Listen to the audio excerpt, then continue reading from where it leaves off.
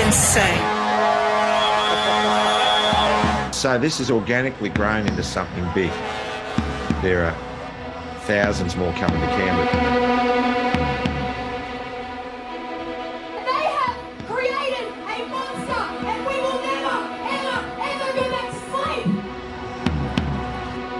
People are frustrated, people are angry, people are confused, and we're seeing all those emotions play out in the protests across the country.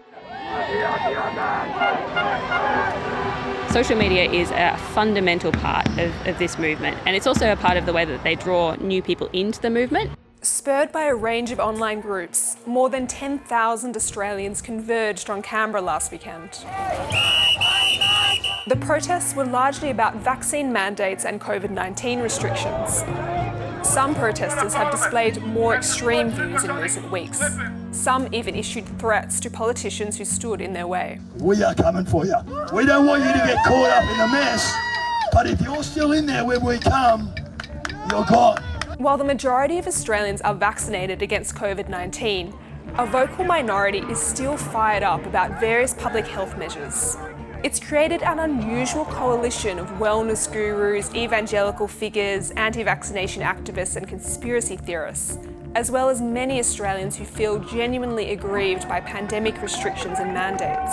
Some of them may genuinely be there just because they oppose the vaccine mandates, whereas others are there because they have bought into a whole worldview of conspiratorial beliefs. There is no clear leader of what's loosely called the freedom movement, and that's created a jostling for prominence and influence, with various people acting as self-appointed spokespeople. My agenda from the beginning was I want the mandates ended. Yeah!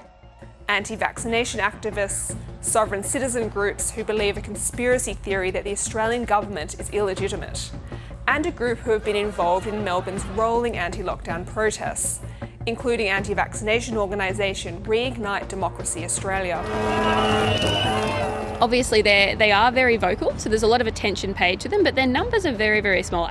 So we saw a tussle between, I guess, a wing of the protesters, particularly led by former Qantas pilot Graham Hood, who were seeking to put a more acceptable face on the protest and make it more palatable to the mainstream and sort of market it in a way that mainstream audiences could accept.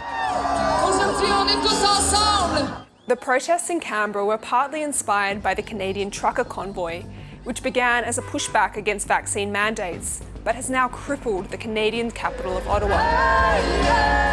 While the inspiration may have come from overseas, the sheer number of protesters in Canberra forced our leaders to respond.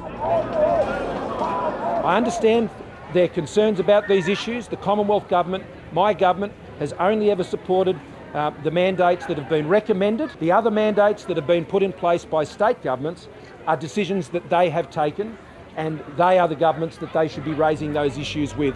While some politicians are wary of this protest movement, others sense an opportunity. The federal government has the power to end all the mandates. Right? So they can, if Morrison wanted to, he could rule all the mandates unlawful. That would crush all the states' laws. They include former Liberal MP Craig Kelly, now leader of Clive Palmer's United Australia Party. Last week, Kelly hosted in his Parliament House office protesters including Graham Hood. We're walking in, we've been escorted by the police. We've been in the Parliament House. We are there going to, all the delegation will sign a letter to present to the Prime Minister, the opposition leader. The goal for Australian politicians appearing at these events is pretty simple. It's to capture voters. I would not be surprised, for example, if the United Australia Party gets a bump in the Senate. This is their big pitch at the moment. It's anti-vax and freedom, freedom, freedom. We've all seen those billboards across the country. I need 10 grand for soundstage for Saturday. Okay, let me sort that. 10 grand. Okay, we've got a 50 grand soundstage for 10 grand. Can you give me the thing on the quote? Yeah, I can do. Just send me the quote, send me the people. Okay, I'll try and get that done. Okay. Craig Kelly says he didn't pay for the soundstage at Saturday's protest, but did host a UAP barbecue for some of the protesters. In a statement, Graham Hood told 7:30 that, to his knowledge, no political party has contributed any money to the event, and that he has nothing to do with the distribution of funds related to the protest. It's not just Clive Palmer's United Australia Party flirting with this protest movement. Several coalition figures have thrown their support behind it. Well, g'day everyone, George Christensen here. I'm at the Convoy to Canberra rally in Canberra, the nation's capital. You know, it's a message to the institutions of power in this country, all of them. And that is, we want our freedom back. This is Coalition backbencher Jared Rennick, who has previously refused to support government legislation until vaccine mandates are abolished. We should be very proud of the effort that the people are making to speak up to try and end the mandates. Another government critic of vaccine mandates, Senator Alex Antic, appeared recently on the podcast of former Trump strategist Steve Bannon. These people are here at the centre of power in Australia because they want the federal government to intervene in some capacity, and I agree with them. Having elected politicians kind of consort and associate with those groups obviously opens up some really serious and concerning avenues. It's definitely a balancing act. We do not want people feeling totally unrepresented. ACT Police were keen to emphasise the majority of protesters were peaceful. We are looking at a number of persons that have put things on social media that are somewhat concerning.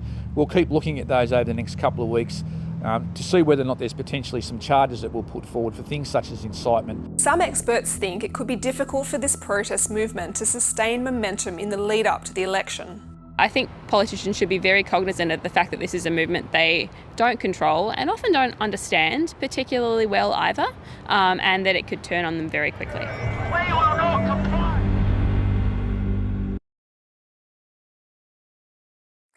Hi, I'm Lee Sales. Thanks for watching this story. If you'd like to watch more of 730's stories, they are on the left of your screen. And tap on the button below to subscribe and get the latest from ABC News.